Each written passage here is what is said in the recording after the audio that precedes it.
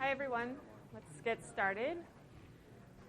So today we're going to wrap up our discussion on the DTFT that we started last time, and then we're going to talk about the Z-transform today. So so for the Z-transform, you can look at Chapter 3 in your book.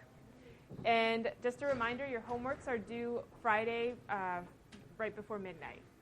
So are there any questions of logistics? Homework? Okay, great. I think so, yeah. It's on. Yeah, I think.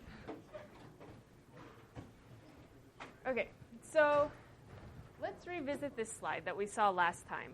We were looking at some of the most common properties or important properties of the DTFT. And so we saw that a shift in the signal domain leads to modulation in the frequency domain. And similarly, a modulation in the signal domain leads to a shift in the frequency domain. So last time we talked about this second property, and we said that it was useful for MRI because it lets us kind of resolve if a patient moves a little bit while you're taking an MRI. Then you can view that as just a modulation in the Fourier space, right? So today we're going to take a closer look at this third property.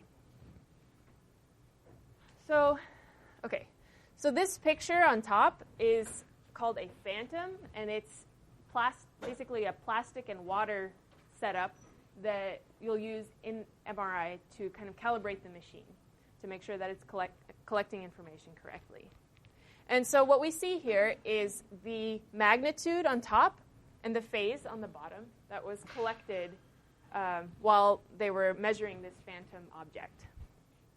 And so, and this is a picture of what was actually collected. So as you guys know now, MRI information is collected in the Fourier domain.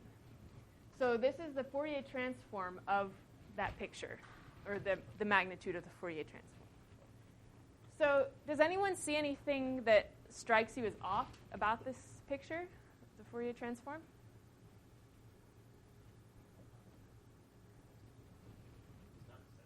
It's not centered. So why is that weird?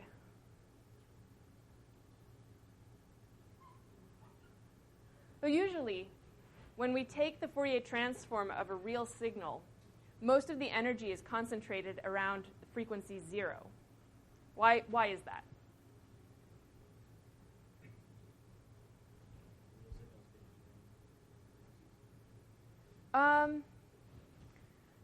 Well, so that's not exactly that's true, but it's not the answer I'm looking for.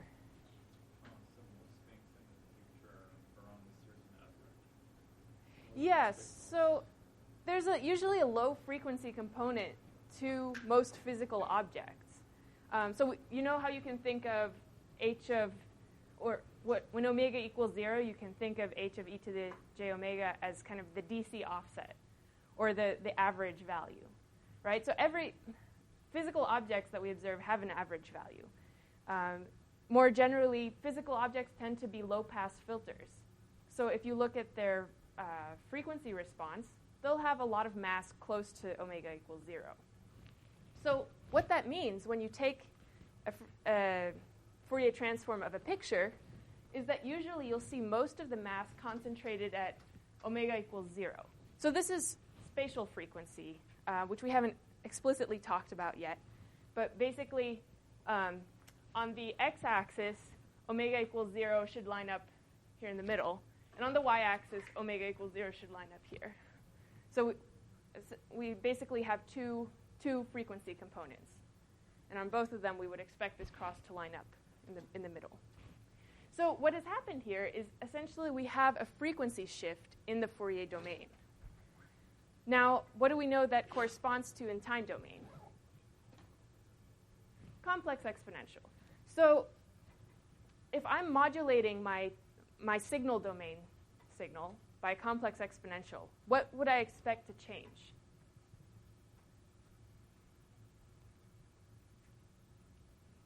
Is the amplitude going to change? No, right? Only the phase will change. And in fact, when we reconstruct this Fourier transform of our image, our amplitude looks right. Whereas the phase has all these kind of weird stuff going on, right? So in these areas, in these white areas, we can see the effect of the phase shift, which is causing, like, the places where it jumps from white back to black is phase wraparound, right? So my question to you is, what's going on everywhere else? What is this kind of noise, salt and pepper noise that we see everywhere else?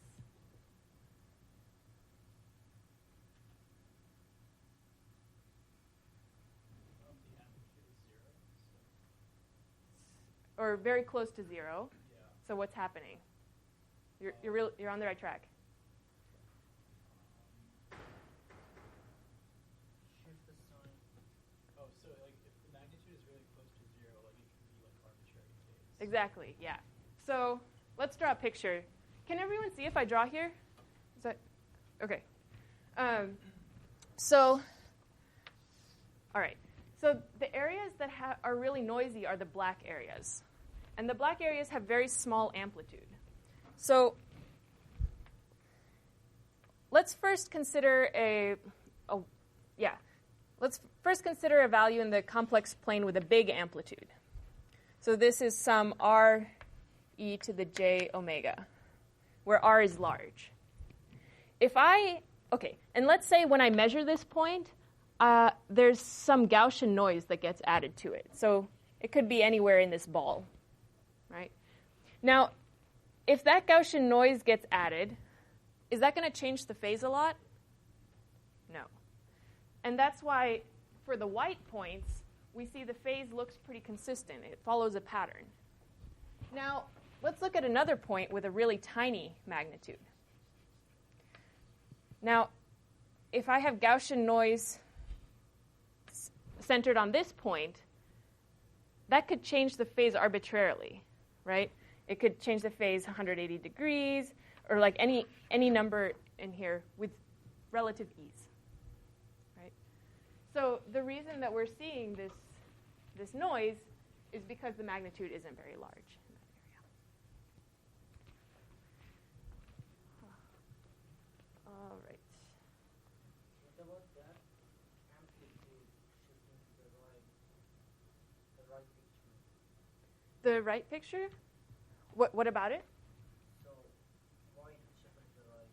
Oh, that I actually don't know. You'd have to. So I think this is one of the pictures from Mickey's experiments, and I'm not exactly sure what happened there. But yeah, I'll make a note of that and get back to you.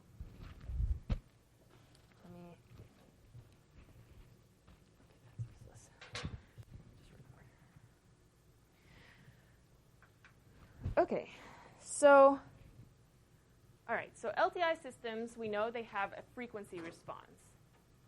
So what does frequency response mean intuitively?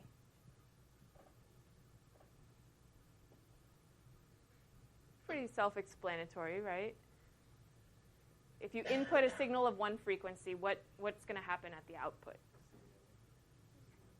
Yeah, exactly. So, yeah, we'll go into more detail on that here. So if I input a particular frequency, so e to the j omega naught n, well, yeah, I guess it's the input up there, then when I compute my output, how do I compute my output, first of all?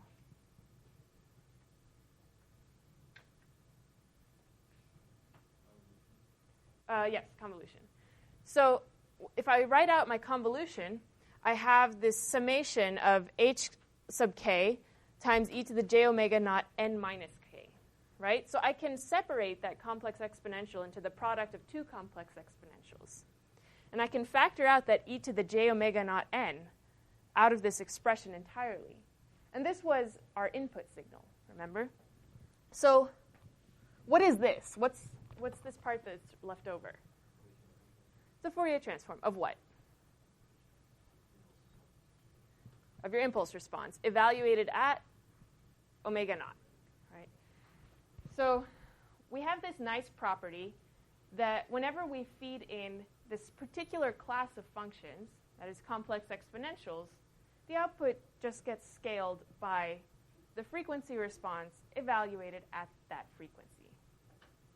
So what is this property of a system called? Or what is that telling us about the class e to the I omega n? They're eigenfunctions, right?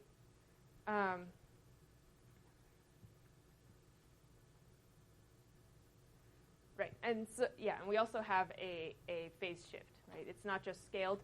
Why is the output not just scaled by a scalar when you input a complex sinusoid, complex exponential? Where's the phase shift coming from? Yeah, from the frequency response. So yeah, just a little terminology which we'll see later today. Transfer function is usually used for Z transforms, whereas frequency response is usually used for DTFTs. But yeah, exactly. So this frequency response can be complex in general. So your input might be phase shifted. So, and just mathematically, we can probably remember from your math classes that eigenvectors satisfy the property that if you multiply the corresponding matrix, the output is just a scaled version of the vector itself. And so in this case, it's kind of funny because the DTFT is not really, it's an infinite matrix. So it's not the kind of matrix algebra that we're maybe used to doing in homework problems, right? But it's still a matrix.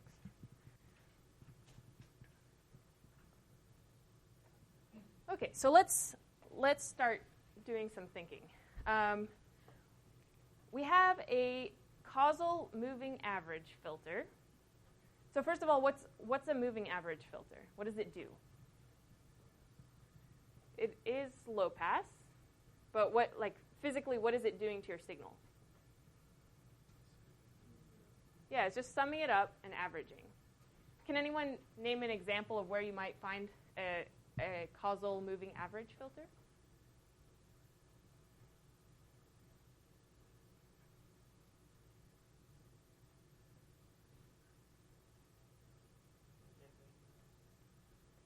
An integrator is, yeah, sure. If it has a fixed window behind it. So in general, an integrator might go from negative infinity to n. But if you fix the window size, then sure, that's a version of a moving average filter. Okay, so an example that's often used is in stocks.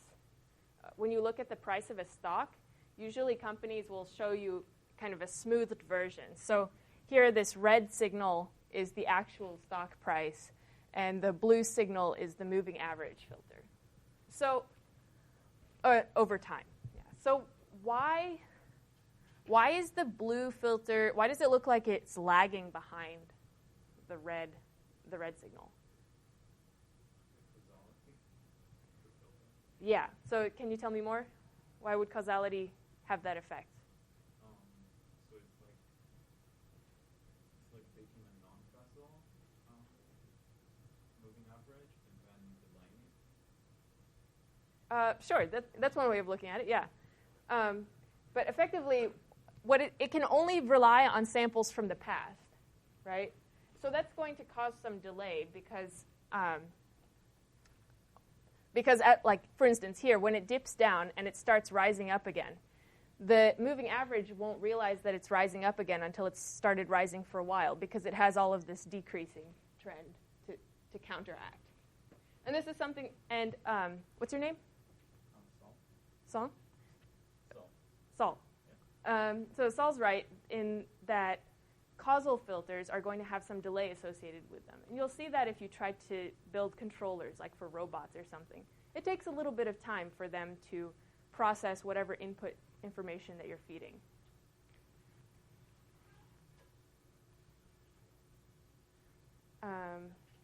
Okay, so let's find the frequency response of this causal moving average filter.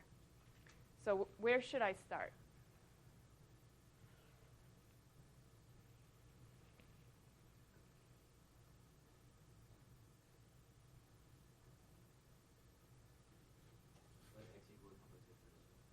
Sorry? X equal to complex exponential. Okay, well, let's try to, okay. So there are a number of ways that you can do this.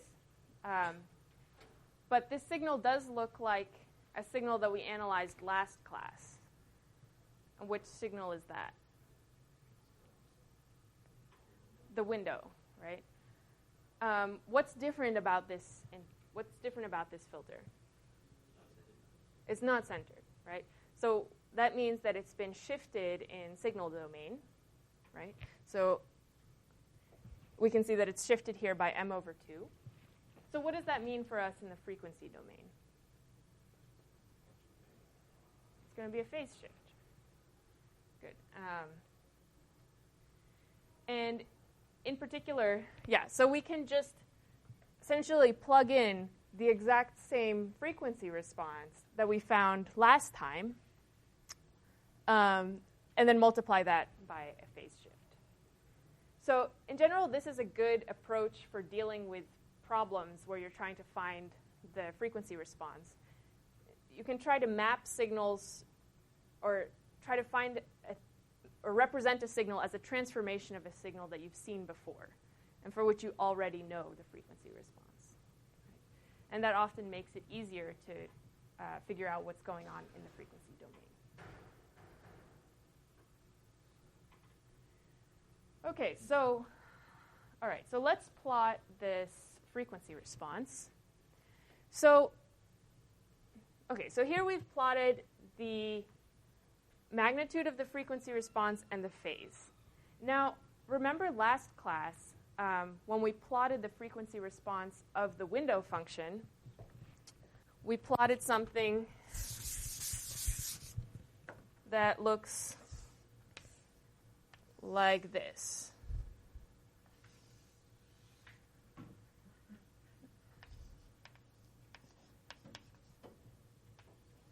You remember that? So why do these look different?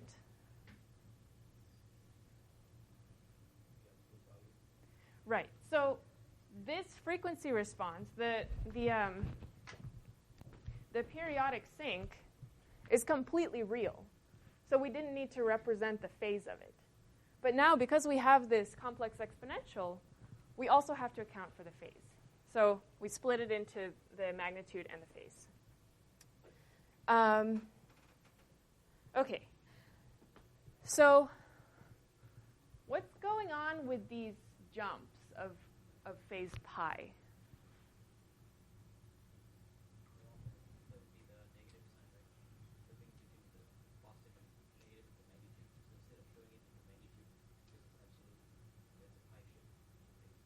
Right. Okay. So remember in our frequency response from last class, when we were drawing just the periodic sink, this frequency response dipped down, right? It became negative at this point. Right? So what we're doing here is saying instead of plotting a negative magnitude, which has no physical meaning, that's like a phase shift of pi radians per sample. And so that happens throughout here. So this is not the same thing as phase wrapping, which will also cause a phase jump. So what's phase wrapping?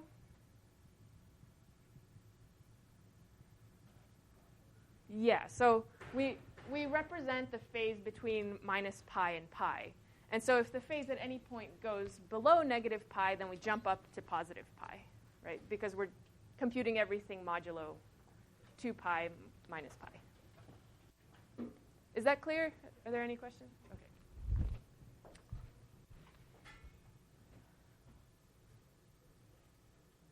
All right. Now let's find the impulse response of an ideal low-pass filter. Okay, so what should I do here?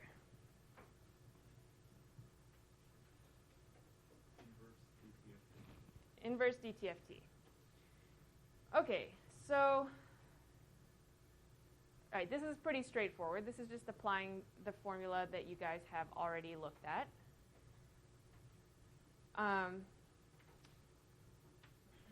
So we essentially have this integral from minus omega c to positive omega c. And since our signal and frequency domain is just one, it's a windowing function in frequency, all that pops out is just the complex exponential that needs to get integrated. So we can evaluate that, do our regular calculus. And this turns out to be a sine wave times 2j. So what is this function? Sinc, right? Not a periodic sinc, right? Because we're going from frequency domain back to discrete time. So this is going to be a sampled sinc, actually, right? And it's important to kind of keep track of when your signal should be periodic and when it is not necessarily periodic, because that can kind of make or break you when you're trying to do digital signal processing. And it's kind of confusing because you have to jump between non-periodic and periodic. So just a cautionary note, that's a good thing to be aware of and think about when you're taking these transforms. So here we have our sampled sinc. Right, so this is non-causal, right? So what if we wanted to approximate a low-pass filter by making this causal? Right? Well, so we have a suggestion here on the slide. We could truncate it and shift it to the right to make it causal. Right? So let's say we cut it off somewhere here, shift everything to the right. What do you think that's going to do to your, just intuitively, what do you think that's going to do to your frequency response? It's going to attenuate the higher frequencies. Why is that?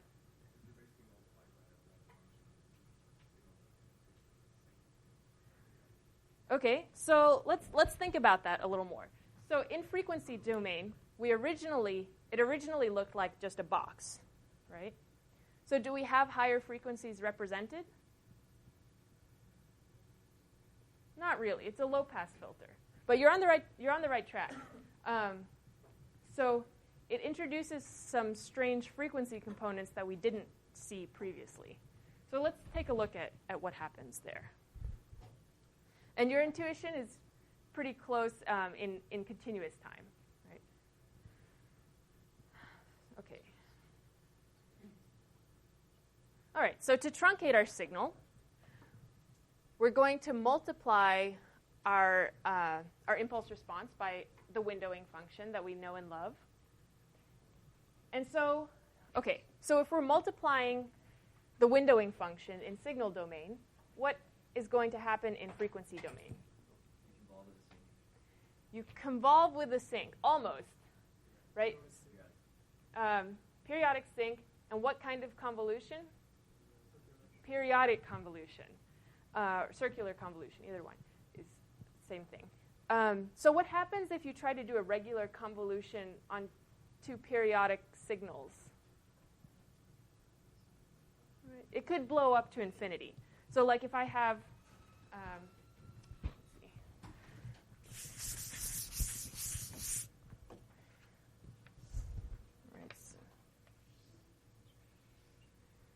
so if I have a signal that looks like this, and I try to convolve it with another signal that looks like this, whenever the shapes are aligned, that summation is going to be infinity. Right? So in order to make this work, we use instead the periodic convolution. And this is kind of what I was getting at earlier with it. You have to be kind of careful with which version of convolution do I use. Is the signal periodic or not? These are just like tiny little hairy things that make DSP kind of a little harder. Okay, so we have our formula for periodic convolution.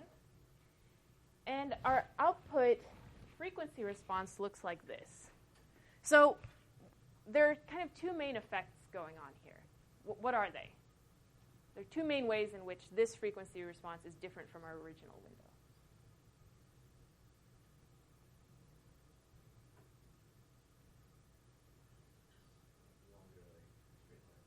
Yeah, so it got kind of expanded into like a trapezoid kind of thing, right? So that's one problem. What's another? Squiggles all over the place, right? Why are the squiggles happening?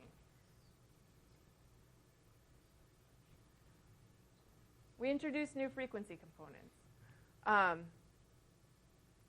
So, yeah, like you were saying, the frequency content gets a little bit messed up. And so, okay, so if I were to truncate my sink further to the left, like at negative 1,000,000 instead of negative 10, would I get more or less squiggles?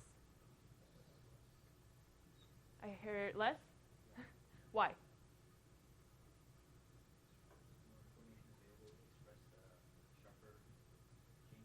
Yeah, so we know that the sink is kind of decaying as it moves to the left, right, and to the right. And so if we put our threshold further and further to the left, it has more information to work off of. And also the transition between wherever you threshold it and the zeros that you're going to put to the left is going to be less drastic. So it adds fewer high-frequency components. Okay, the Z-transform. Okay, so the Z-transform is useful for analyzing LTI systems, as is the DTFT, but it's most often used for solving difference equations. It's also useful for determining system stability when you're designing filters and finding the frequency response of systems that are stable. Okay, so, right, we just looked at LTI systems and saw that when x of n is e to the j omega n, it's an eigenfunction of the LTI system. So does that still hold if x of n is z to the n, where z is some arbitrary complex number? Well, as you probably learned in 120, the answer is yes. So we can write out this summation again. So here we, again, have h of k times z to the n minus k. So we're convolving our impulse response with this eigenfunction, which is now z to the n instead of e to the j omega n. And again, we can do the same thing where we pull out our input, which was z to the n, and this part is the z transform. So in this case, we call h of z the transfer function. So does anyone remember the rule of how to know if a system will have a DTFT?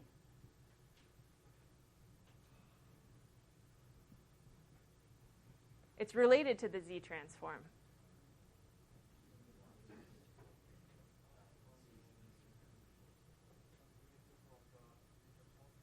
Right, okay. So the z transform is, okay. I'll get to that slide in just a second. Sorry. Okay, yeah, so just breaking down that computation a little bit more, you can write out the evaluation of your transfer function at z equals e to the j omega, and that gives you the DTFT. So basically, evaluating your z transform at e to the j omega n gives you the DTFT, but that doesn't always work. Because the z transform does not always converge. So that summation might blow up to infinity. And so what you have to make sure is, as they were saying, I think a lot of you were saying, the z transform must converge everywhere on the unit circle. And by unit circle, I mean if we draw the complex plane, so we have imaginary and real, and we trace out e to the j omega n, right, for any arbitrary omega, it's going to trace out the unit circle, right, in this complex plane. So if I pick if I pick z along this circle, it has to converge at every point in order for the DTFT to exist. So this means that we can define a z transform sometimes, even when we can't define a frequency response or a DTFT. So let's go through a few examples, because there's some funny peculiarities of the z transform that are easy to forget.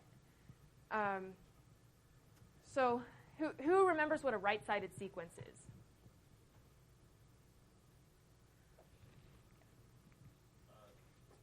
There's a wall on the left side where you go. Yeah, so at some point on the signal axis, for some n, everything to the left of n is 0 for your signal x of n. So here our signal x of n is right-sided, and what's that threshold? N equals 0, exactly. So, okay, so we can write out our z transform in this case. So we have our summation of a to the n, z to the minus n. And what does this look like? Looks like a geometric series, right? So yesterday we dealt with a geometric sum, which had a finite endpoint. And in this one we have a geometric series, which goes all the way to infinity. So the formula in this case reduces to 1 over 1 minus x, as long as the absolute value of x is less than 1. And so this formula is really important because it's essentially how you figure out the region of convergence for the z transform. So if we apply our formula, here we have 1 over 1 minus x, where x was a over z. And we basically need the absolute value of this part, az inverse, to be less than 1. And so if you solve for that, you get the condition that the absolute value of z must be greater than the absolute value of a. So if we draw this circle in the complex plane, that means our region of convergence is essentially everything outside that circle. So the question of whether this signal has a DTFT, what is the condition there?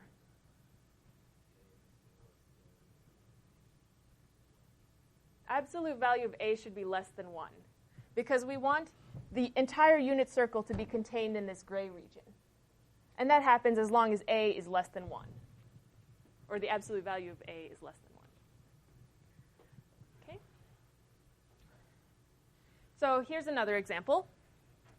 So here we have two different terms in our signal. And so using the exact same technique from the last slide, you can find the z transform of each part individually. And why can you do that? What? Sorry? Did you say LTI? Yeah. It's because this is linear. The z transform is a linear operation. So we can find the z transform of each term in the summation, and we can find the regions of convergence for each term individually. So for the first term, we would want absolute value of z greater than a half. And for the second one, we want absolute value of z greater than a third. And since both of them have to converge, you basically take the intersection of these two sets. So which set is smaller?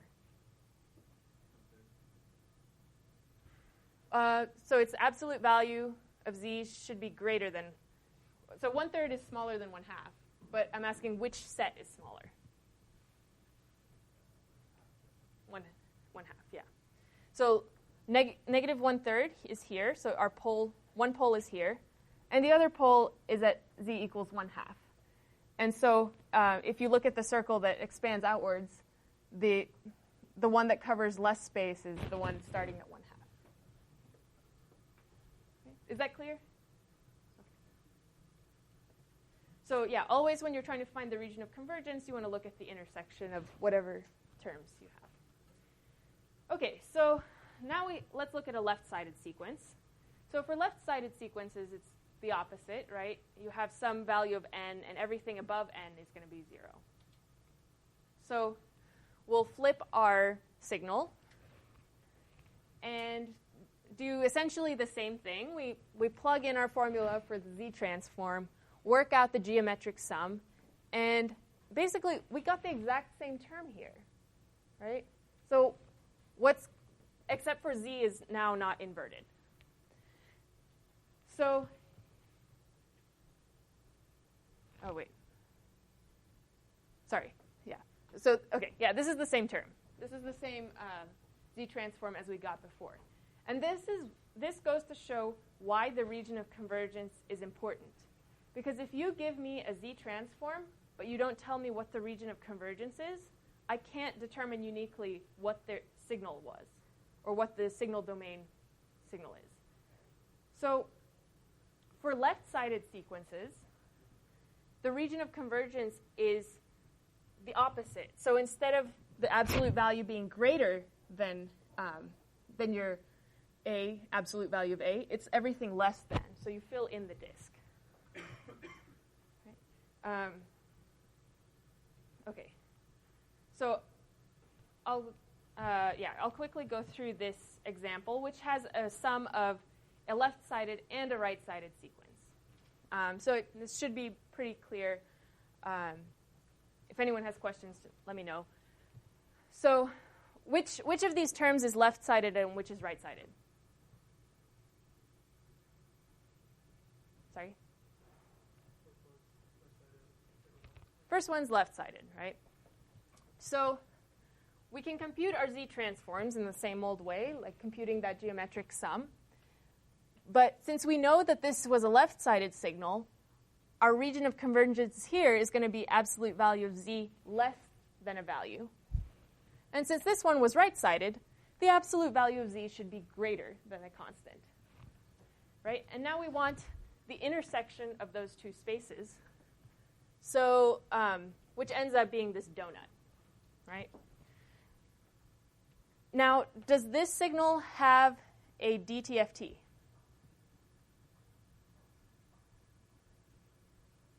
No, right? Because the unit circle is out here, right? It's not included in the donut.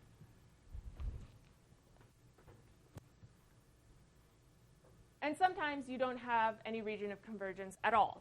So this is I think almost the same problem.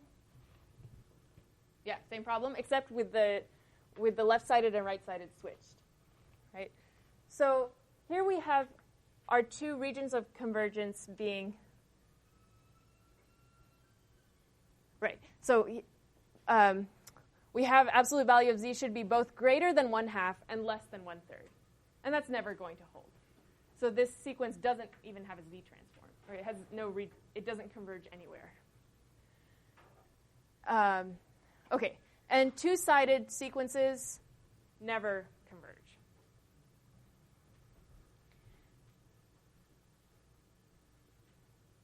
Okay, how about finite sequences? Are they ever going to be infinite?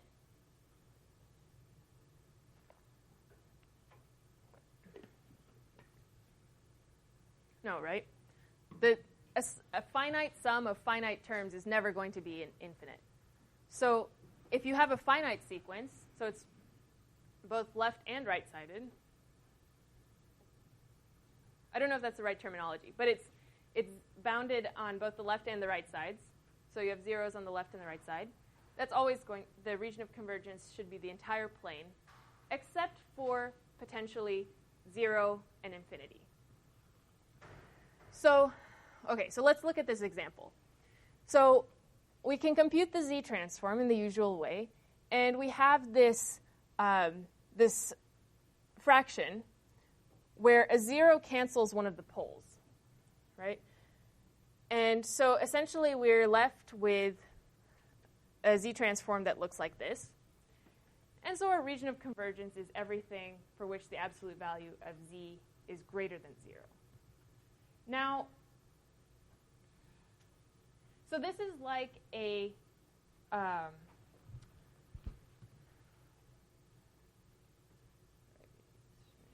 hang on. Sorry, one sec.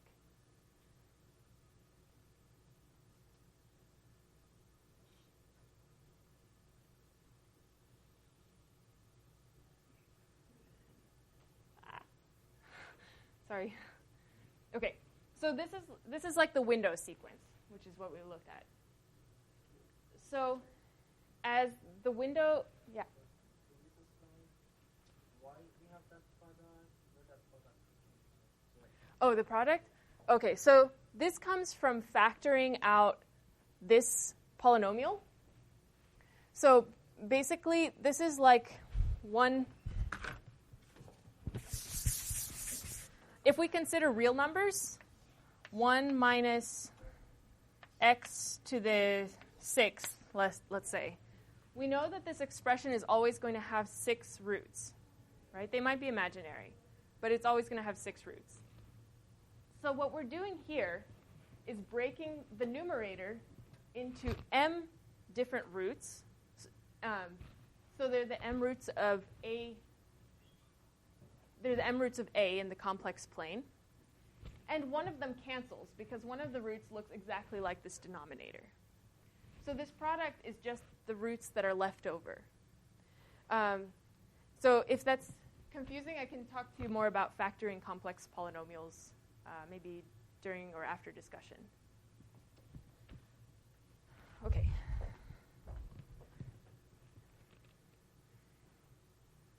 So essentially what the Z transform lets you do is, actually let me just make sure.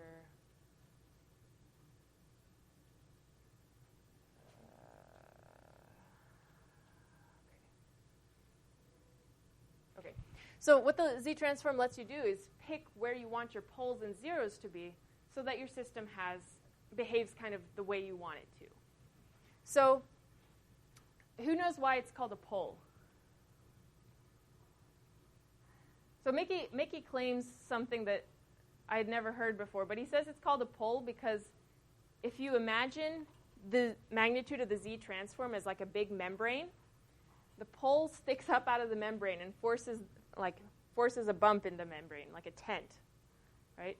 So, and why are they called zeros? Yeah, zeros are like the pegs that hold the tent down, right? Zero, the membrane has to be at 0. So what this pole does, if you can choose to place your pole here, and it's going to stretch up the magnitude of your Z transform. So that means that your DTFT in the vicinity of this pole is going to have a really high magnitude. So if you feed in a frequency close to 0, like this point is omega equals 0, then you're going to have a really high output. Okay? And I'll do this. We can continue Z transform next time. All right, great. I'll show you this next time then. But essentially, if you how many of you have seen a video of using sound to break a wine glass? Yeah, so it's pretty common. But so if you're playing a particular tone really loudly and eventually causes the wine glass to shatter, what is that telling you about the poles of the wine glass system? It's close to that frequency, right? So if I'm playing a cosine at frequency like negative omega, positive omega, that means that I must have poles here and up there, or at least close nearby, because it's causing the amplitude to respond really heavily. Okay. Yeah, so we know the region of convergence can't contain poles. And for finite duration sequences, the region of convergence is the entire Z-plane. So in this first example, why does the region of convergence exclude Z equals 0?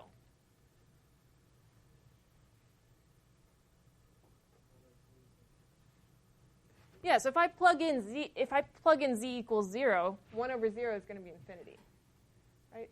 So another way to think about poles is find all the values of Z where this is going to blow up to infinity.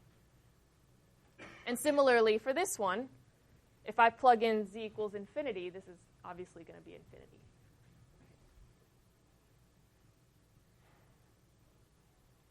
Okay, so let's take the Z transform of a window function.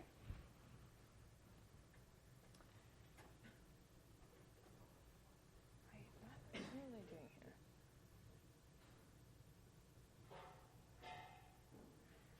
I think I don't want to do that one. Okay.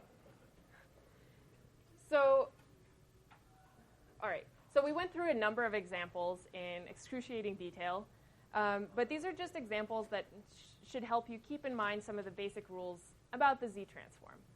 So the first two examples, and this is mostly for your reference when you go back and look at the notes, but the first two examples show that for right-sided sequences, the region of convergence extends from the outermost pole all the way to infinity.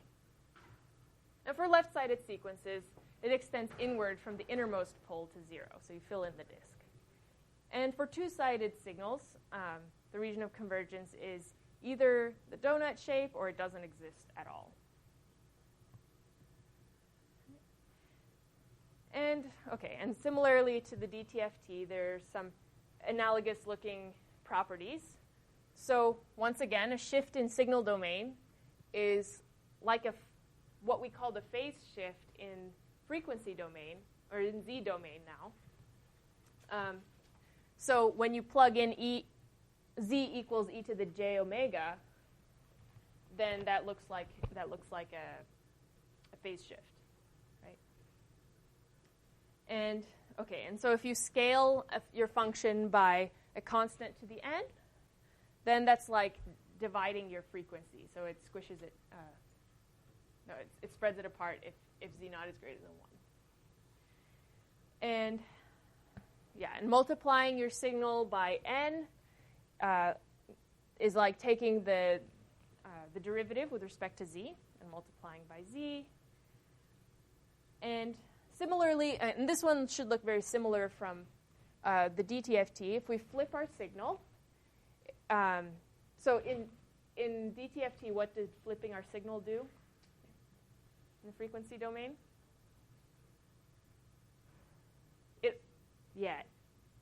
It also flips the DTFT.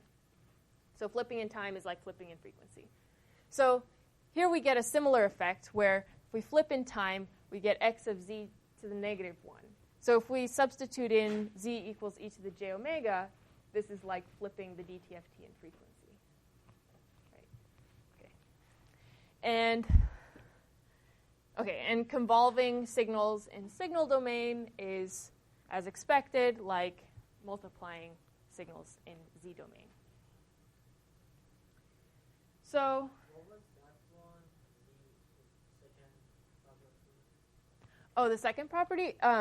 So if I take a signal like u of n, like the step function, and I multiply it by some constant to the n, like a to the n. So that was the example we saw earlier, right? We saw a to the n times u of n. So then that's like taking the Z transform of the original signal, except you scale Z by that constant. So you can prove it if you work out the summation yourself. We can do that together later if you'd like. I'm not sure if there's a good intuitive. There probably is a good intuitive reason of why that holds. I'm not sure of it exactly, so I'll check on that and get back to you. Or does anyone know offhand?